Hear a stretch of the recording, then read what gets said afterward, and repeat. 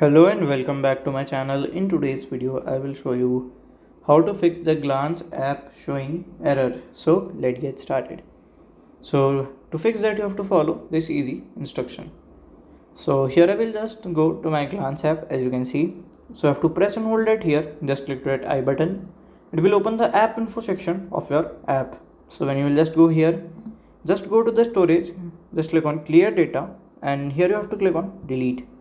Then you have to open the app again. If it will fix, then fine. If it does not fix, then you have to probably check for an update.